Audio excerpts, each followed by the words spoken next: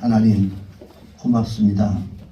오늘 이게 특별한 오늘도 예배를 하나님 앞에 올려드리게 되었습니다.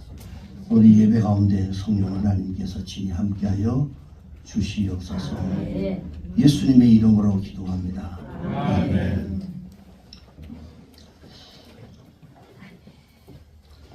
우리 하나님은 인간이 행복하게 사는 것을 원하실까요? 아니면 불행하게 사는 것을 원하실까요? 네. 행복하게 사는 것을 하나님이 원하고 계십니다. 자, 어느 누구는 행복한 삶을 사는 것 같고 또 어떤 누구는 보면 이 불행한 삶을 사는 것 같습니다. 근데 하나님께서 인간들처럼 사람을 차별해서 어느 누구는 불행하게 하고 어느 누구는 행복하게 살게 하느냐, 결코 그렇지 않습니다. 근데 더구나 똑같이 하나님을 믿고 똑같이 교회를 다니는데도 이 성도들의 삶의 차이가 있는 것이 뭘까 참 궁금합니다. 이것은 하나님께서 우리 인간에게 집을 짓고 농사를 짓고 길을 이렇게 닦을 수 있는 이러한 대지를 만들어 주셨지만 그 땅에 어떻게 집을 짓는가에 따라서, 그리고 겨울을 어떤 사람은 춥게 어떤 사람은 따뜻하게 삶을 살아가게 됩니다. 그리고 그 땅에 무엇을 심어서 어떻게 농사를 지어가느냐에 따라서 어떤 사람은 풍요로운 결실을 거두고 살아가는가 하면 또 어떤 사람은 흉년을 만나기도 하고 어떤 사람은 그 땅을 꼬불꼬불하게 이렇게 닦아서 이러한 비탈길과 가시밭길 같은 이러한 것들을 만들어 힘들게 살아오고 있는 사람들이 있는가 하면 어떤 사람들은 대로를 만들어 가지고 소통이 잘 되게 만드는 이러한 삶을 살아가기도 합니다. 다시 말해서 하나님으로부터 받은 시간과 이 기회라고 하는 이 복을 우리가 받았다 할지라도 그것을 어떻게 가꾸며 사느냐, 그거에 따라서 개인의 행복이 좌우된다라고 하는 말입니다. 자, 왜냐하면 하나님이 우리 인간에게 자유의지와 재능이라고 하는 이 달란트를 주셨기 때문에 그렇습니다.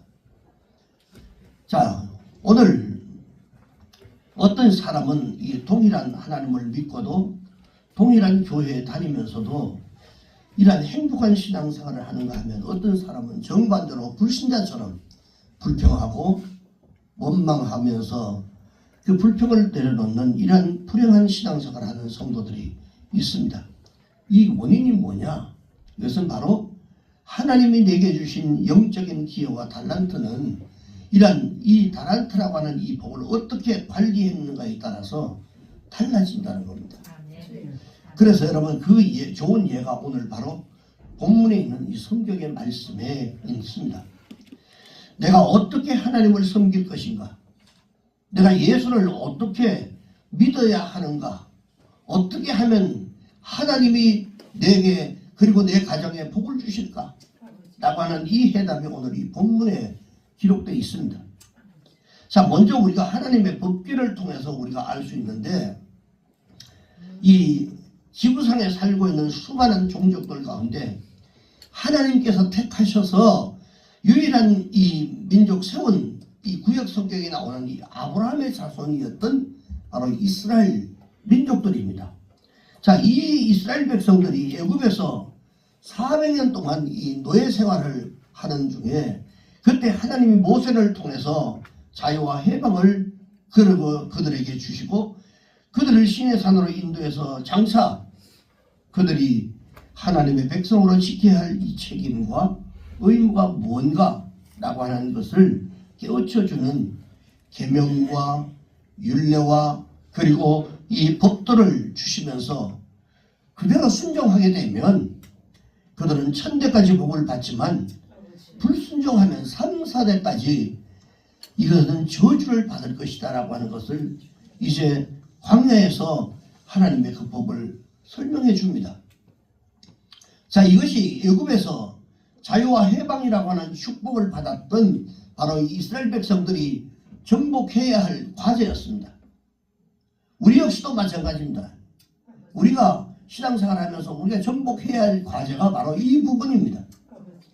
자, 아무리 이스라엘 백성들이 애굽에서 자유와 해방을 맞이했다 해도 하나님이 명하신 그 말씀을 얼마나 이란 소중하게 따르고 순종했느냐, 여부에 따라서 이스라엘 백성들의 행복과 불행 또한 이것이 달라졌을 것이다 라고 하는 것입니다. 자, 오늘 이 본문에 나오는 법궤가 바로 이런 그와 같은 기준의 점이라고 하는 사실을 우리에게 보여주고 있습니다. 여호수아 3장 16절 말씀의 이하를 이렇게 쭉 보면 이스라엘 백성들이 그 법궤를 제사장들이 메고 앞장을 서서 요단강을 건널 때 이 요단 강물이 갈라져서 육지처럼 그 길을 만들어가지고 건너게 했어요. 그리고는 60만 명이라고 하는 이 이스라엘 백성들이 요단강을 무사히 건너는 이 기적을 체험을 했습니다. 한 곳에 쌓이고 아라바의 바다 여매로 향하여 흘러가는 물은 온전히 끊어지며 백성이 여리고 앞에서 바로 이런 건널세. 그리고 여호수아 6장 12절과 20절에 보니까 또 법궤를 제사장들이 메고 여리고성을 돌았을 때에 그때 난공불락 요새라고 했던 이 여리고성이 모래성처럼 힘없이 무너지는 이러한 모습들을 우리가 잘 압니다. 아멘. 자, 이것이 바로 기적이죠. 예, 백성들이 외치고 제사장들이 나팔을 불며 백성들이 나팔 소리를 들을 때에 크게 소리질러 외치니 성벽이 무너져 내린지라. 아멘. 자, 그러나 늘 이와 같은 이러한 기적과 같은 일들이 일어난 것은 또 아니었습니다. 이스라엘 백성들이 가나안을 정복하고 이스라엘을 건국한 이후에도 끊임없이 주변 나라들이 계속해서 그 이스라엘을 공격해 왔어요. 그 대표적인 민족이 바로 뭐냐면 블레셋 족속들입니다. 그런데 이 사무엘상 5장 1절에서 2절에 이게 보면 엘리 제사장 때 이 블레셋과의 전투에서 이스라엘 백성들이 하나님의 법궤를 앞세워가지고 이렇게 전쟁을 벌였다가 많은 전사자들과 더불어 결국은 이 법궤를 적진에 빼앗겨버리는 이런 일들이 벌어졌습니다. 이 블레셋 사람들은 하나님의 법궤를 자기들의 신전, 그 다곤 신전, 그 우상을 섬기는 이 다곤 이 신상과 더 옆에다가 안치를 했어요. 그런데도 아무런 역사가 일어나지 않았습니다. 법궤가 엉뚱한 데 가 있는데도 이 법궤가 어떤 역사를 만들어내지 않았어요. 왜 동일한 여호와의 법궤가 어느 때는 요단강이 갈라지고 그리고 여리고성이 무너졌게 했는데 어느 때는 무기력하게도 무참하게 패배를 당하고 적진의 손안에 들어 넘어가서 그리고 그냥 아무런 힘도 발휘할 수 없는 이러한 법궤가 되었을까요? 그것은 법궤 자체가 적을 이기게 하는 이러한 신비한 힘이 있었기 때문이 아니라 이스라엘이 법궤를 잘못 관리했기 때문에 도리어 오히려 패배를 당했다라고 하는 말입니다. 법궤는 하나님의 기준입니다. 기준. 우리가 아무리 열심히 믿어도 하나님의 기준에 벗어난 이런 신앙에는요 열매를 기대할 수가 없어요. 그래서 일이 여러분 자꾸 꼬이고 잘 풀리질 않습니다. 하나님의 법대로 살아가야 됩니다. 그리고 하나님은 신실하시기 때문에 형식이 아니라 진심을 원하고 계십니다.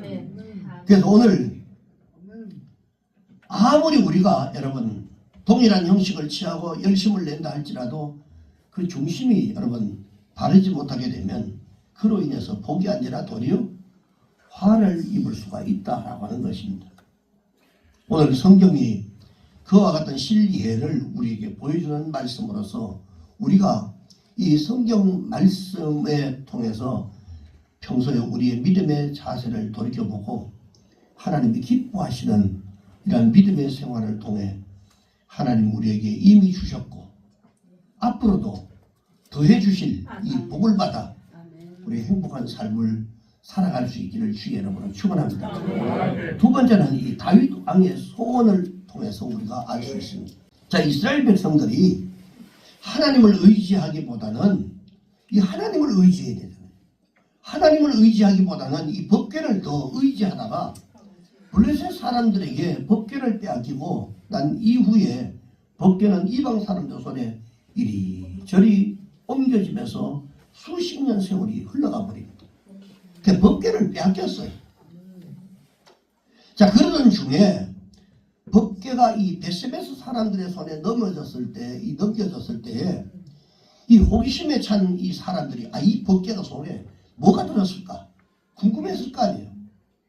그걸 내려다보다가 사람들이 죽는 비극이 생겨버립니다. 자, 이 소식을 들었던 이 기랏 여아림 사람들이 법궤를 산에 사는 산 속에 살아가는 혼자서 살아가고 있는 이 아미나답의 집에 들여다놓고 그 아들에게 법궤를 지키게 했어요.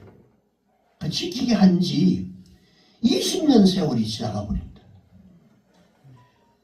그래서 사무엘상 7장 1절에서 2절에 보면 여호와의 법궤가 성막 안에 자리를 잡지 못하고 떠들고 있는 동안에 이스라엘 백성들이 너무나 고된 삶을 살아갑니다.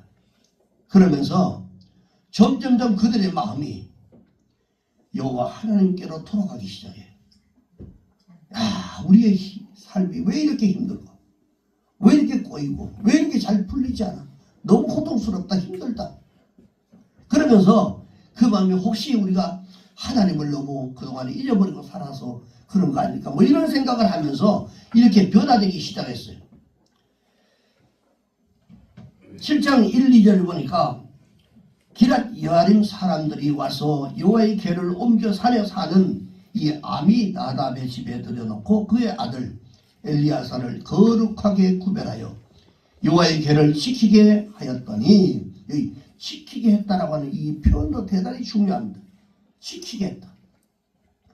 자, 궤가 기랏 여아림에 들어간 날로부터 20년 동안 오래 있은지라 이스라엘 온 족속이 여호와를 사모했다라고 하는 말이 있어요.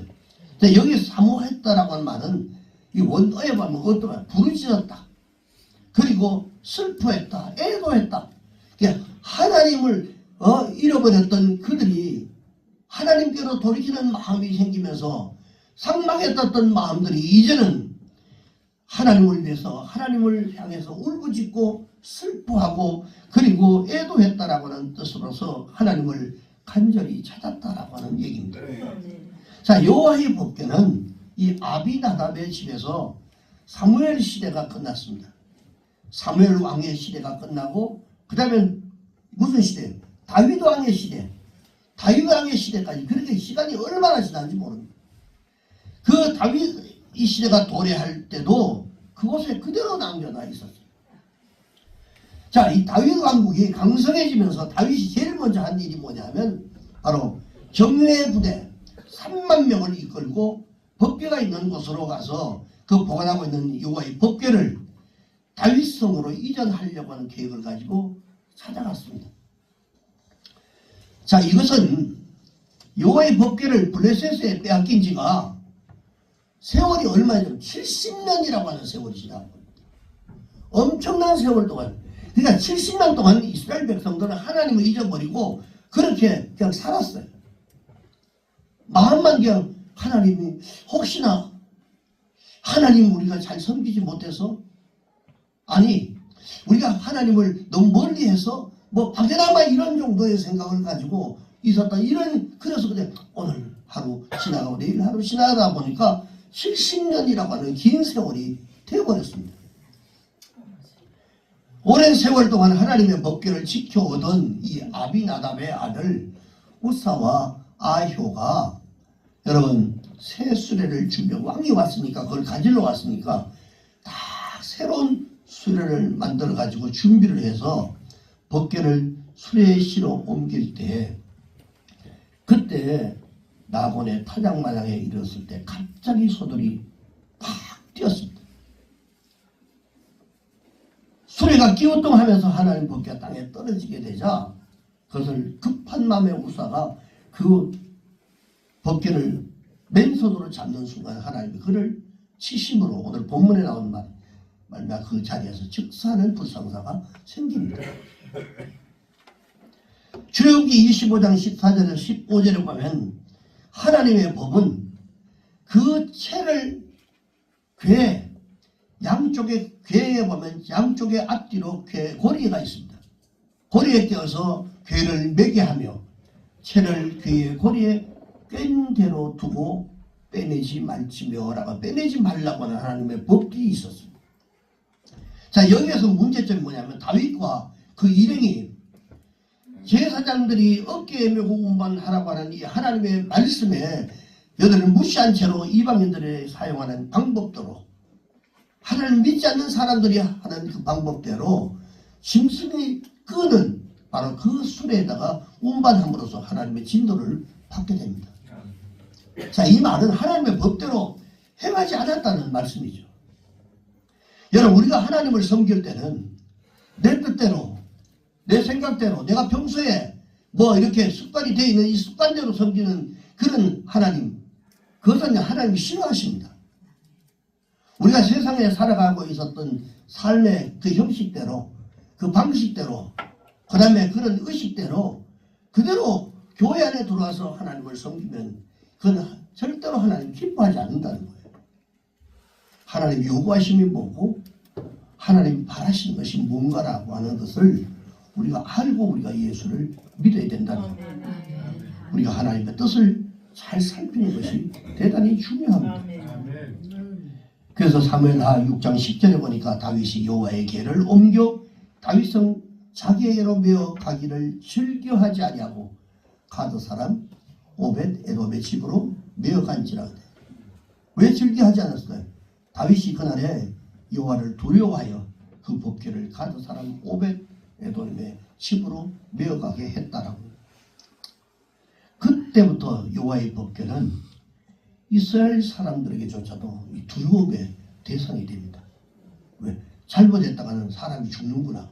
이걸 이제 알았기 때문에. 자, 그렇다면 하나님께서 복을 주시는 가정은 그럼 어떤 가정이냐? 뭐 하나님의 법대로 살아가려고 하는데 어떻게 해야 그러면 하나님이 어떤 사람은 죽이고 어떤 사람은 살리고 왜 이렇게 하냐 말이죠.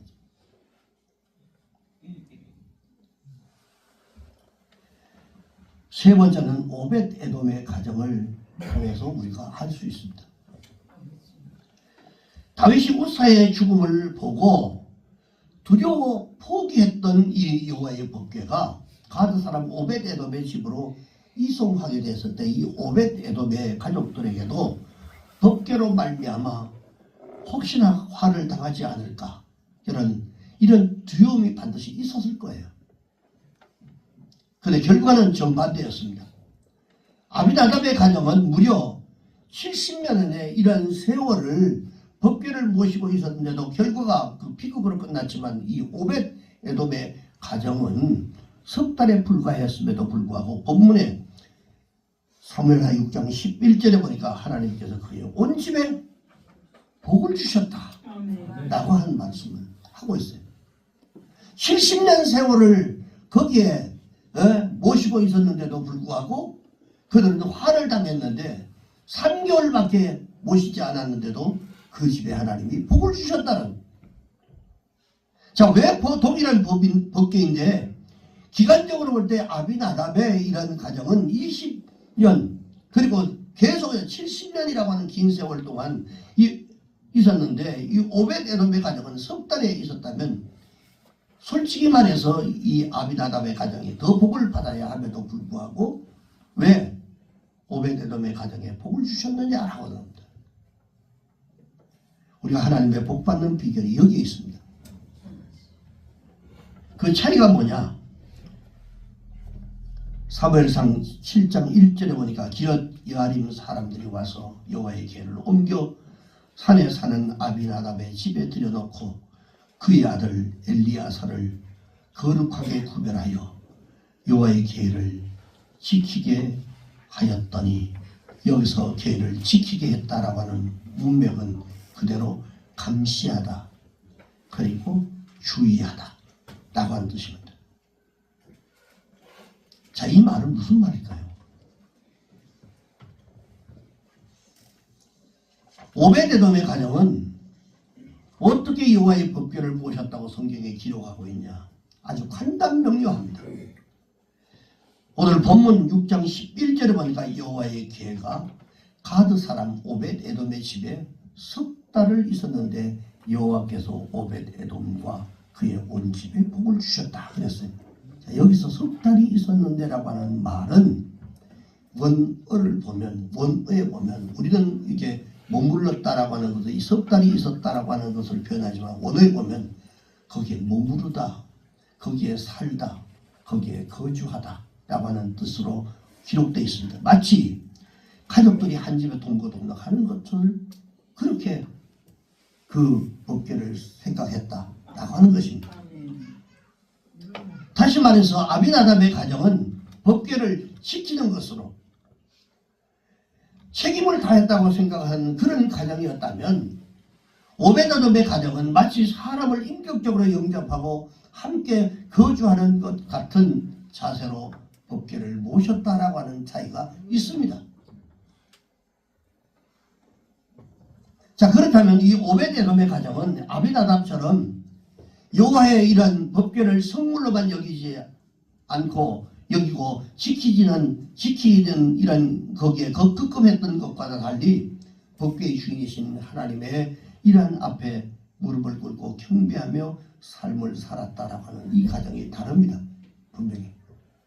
자, 여기서 우리는 하나님을 믿는다는 것과 어떤 것인가를 너무너무 잘 가르쳐주는 내용들입니다. 아비나답의 집은 법궤를 운반할 때 블레셋 사람들이 이 우상을 이동하는 것, 그때처럼 새수레를 만들어서 소들을 끌게 했지만, 이 오벳에돔의 가정은 성경이 가르쳐 있는 이 방식대로 법궤에 달려있는 양쪽에 고리에다가 그 채를 꿰어가지고 어깨에 메고 운반하는 것부터 달았어요. 자, 인간의 생각으로는 수레를 만들어가지고 새롭게 잘 만들어가지고 거기에 하는 게 좋겠다, 운반하는 게 더 정성들여 보입니다. 하나님의 말씀을 여러분, 우리가 불순종하는 이런, 결국은 그것이 잘하는 것 같지만 하나님의 말씀에 불순종하는 결과를 낳습니다. 우리의 신앙도 마찬가지입니다. 여러분, 때로는 우리 인간의 열심도 대단히 중요합니다. 그러나 그 열심이 성경을 추월하거나 성경을 벗어나가서는 하나님을 절대로 기쁘게 할 수가 없다라고 하는 것입니다. 오늘 우리도 마찬가지입니다. 예수를 믿으면 복받기 때문에 믿는 것이 아니라 우리가 예수를 믿음으로써 때로는 어려움이 올 수도 있습니다. 어려움을 당한다 할지라도 하나님이 지시하신 말씀을 따라 하나님을 잘 섬기는 자에게 하나님이 복을 주신다라고 하는 사실을 우리가 알 수 있습니다. 조금 힘들면 포기하고 그냥 멀리하고 그런 것이 아니라, 그런 마음이 아니라, 그래도 예수 때문에 내가 힘들고 어려운 고난을 당한다 할지라도 그 예수를 붙잡고 자신의 인생을 예수에다가 모든 것을 맡기고 어떤 환경 변화 이런 것을 개념하지 않고 끝까지 예수를 따라가는 이 삶이 중심이 대단히 중요하다는 것입니다. 자, 이와 같이 오베데돔의 가정이 구체적으로 어떤 복을 얼마나 받았다고 성경을 말씀하고 있는가라고 하는 것들을 마무리로 하겠습니다. 첫째, 자손이 번성하는 복을 받습니다. 역대상 26장 8절 말씀 우리 다 같이 한번 읽습니다. 시작. 이는 다 오벳에돔의 자손이라. 그들과 그의 아들들과 그의 형제들은 다 능력이 있어 그 직무를 잘하는 사람이 오벳에돔에서 난 자가 급신명이며 그 자손들이 능력 있는 자손들로 다 건성을 했습니다. 하나님을 잘 믿으니까 하나님이 그렇게 축복하신 거예요. 그리고 두 번째는 자손 가운데 유능한 인물들이 배출이 됩니다. 역대상 26장 6절에서 9절 말씀 보니까 그의 아들 스마야도 두어 아들을 낳았으니 그들의 조상의 가문을 다스리는 자요 큰 용사라. 또 무드셀라바의 이런 아들과 형제 18명은 능력 있는 자라 했어요. 여기서 다스리는 이라고 하는 말은 큰 용사라고 하는 말은 지배자, 통치자, 그리고 강력한 용사라고 하는 이런 뜻이고, 능력 있는 자라고 하는 이 말은 곧 힘, 능력, 재산, 그리고 군대라고 하는 뜻으로서 집안이 둘이 형통하고 여러 번성하는 복을 받은 사람들이었습니다. 그 다음에 세 번째, 하나님의 성전의 문지기가 되는 이 복을 받았습니다. 아, 문지기 그게 무슨 뭐 복이냐? 문 앞에 뭐 지키고 있는 그게 그렇게 큰 복이 되겠냐? 역대상 26장 11절 12절에 보니까 둘째는 hil기야요, 셋째는 드발리야요, 넷째는 스가랴이니 호사의 아들들과 형제들이 13명이다. 이상은 다 문지기의 반장으로서 그 형제처럼 책임을 얻어 직임을 얻어 여호와의 성전에서 섬기는 자들이라. 자, 에돔의 이러한 자손이 하나님의 성전의 문지기로서 봉사하는 데 있어서 가장 중요한 남방의 문이 여러 개, 성전의 문이 여러 개 있지 않습니까? 그런데 그 남방의 문을 담당했던 사람이, 남방의 문은 시편 84편 10절에 보니까 주의 궁전에서 한날이 다른 곳에서 첫날보다 나은즉 악인의 장막에 사는 것보다 내 하나님의 성전 문지기로 있는 것이 좋사오니라고 하는 말씀이 있는데, 자, 이 문은 다윗 왕 그리고 솔로몬 왕궁이 있는 쪽으로 왕이 사용하는 문이에요. 여러 문이 있지만 특별히 왕의 안전을 책임지는 가장 으뜸되는 그런 문지기 중에 한 곳이었습니다. 그래서 왕이 출입하고 다니는 거기에 문지기로 사용이 됐다라고 하는 겁니다. 이 오벳 에돔이 하나님의 법궤를 잘 모시고 지킨 결과, 다시 말해서 하나님의 관한 일에 충성한 결과, 하나님은 오벳 에돔뿐만 아니라 그의 후손들까지도 복을 주셨습니다. 여러분, 딱 한 사람의 바른 신앙이 후손들에게 큰 복을 줄 수 있다는 이 사실을 깨달으시기를 주의 이름으로 축원합니다. 결론적으로 말씀드리면 오벳 에돔을 통해서 우리가 배울 이 교훈이 무엇일까요? 첫째는 온 가족이 하나님의 법대로 섬겨야 한다 라고 하는 겁니다. 인간의 훌륭한 생각보다 하나님의 뜻이 우선이라고 하는 사실을 먼저 아시고, 그리고 하나님 나에게 주신 이 계명을 잘 지켜 산다는 것이 얼마나 힘들지만 이제부터 그것을 잘 지켜서 하나님께 주시려고 하는 복을 받아 누려야 한다는 겁니다. 잠언서 13장 13절에 보니까 말씀을 멸시하는 자는 패망을 이루고 계명을 두려워하는 자는 상을 얻는다라고 말씀을 합니다. 그 다음에 두 번째는 오벳 에돔의 가정처럼 어려운 일도 기꺼이 순종해야 한다라고 하는 사실을 우리에게 가르쳐 줍니다. 맡겨진 주님의 일을 절대로 우리가 거부하시면 안 돼요. 어떤 일이든, 이거 굳은 일이든 그 다음에 좋은 일이든 상관없이 내게 맡겨진 귀한 일들은 기쁨으로 감당을 해야 합니다.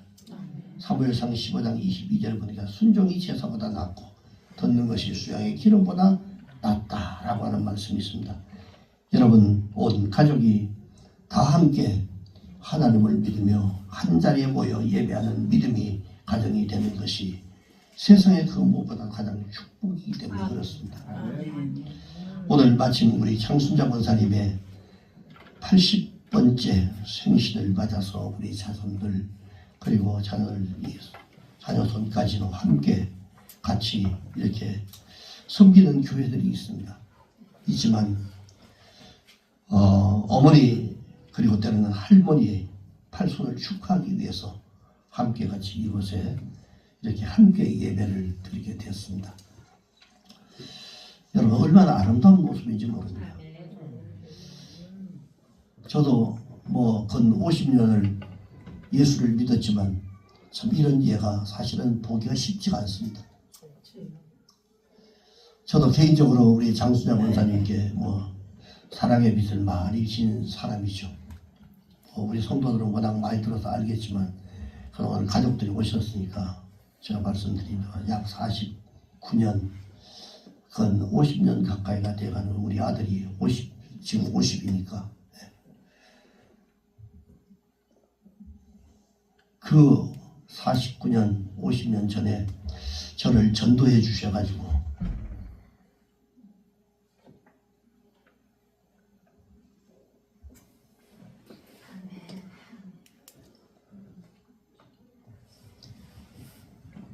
믿음을 지키고 목사로서 지금 현재 이 자리에 있습니다.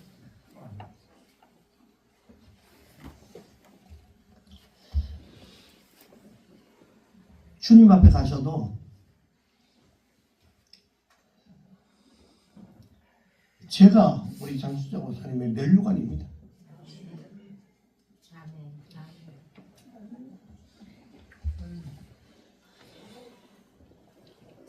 사순절 기간이지만 주님이 우리 한 사람 한 사람을 구원하시기 위해서 십자가에 피 흘려 돌아가셨던 이 사순절 기간입니다만, 그리고 우리가 다음 주가 바로 천하보다 귀한 한 생명을 주께로 올려드리는 바로 총동원절입니다.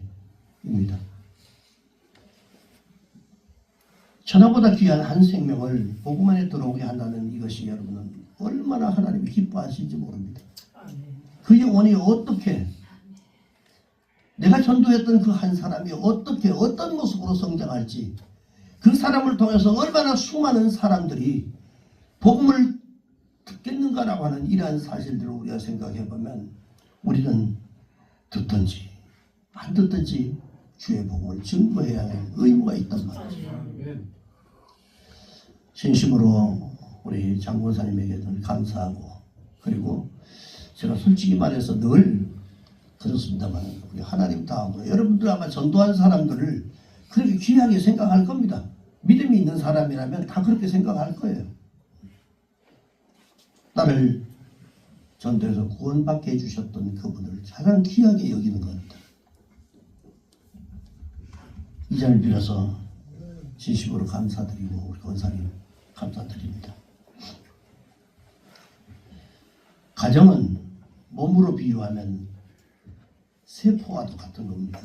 우리 성도들의 가정이 이웃과 민족과 세계를 행복하게 하는 이 오벳 에돔의 가정 같은 이런 믿음의 가정들이 다 되시길 주의 이름으로 축원합니다. 그리고 여러분의 가정이 오늘 성경에 오벳 에돔의 가정처럼 예수 그리스도를 잘 섬김으로써 자손만대 영육간의 풍성한 복을 받아 누리기를 주의 이름으로 축복합니다. 기도하겠습니다.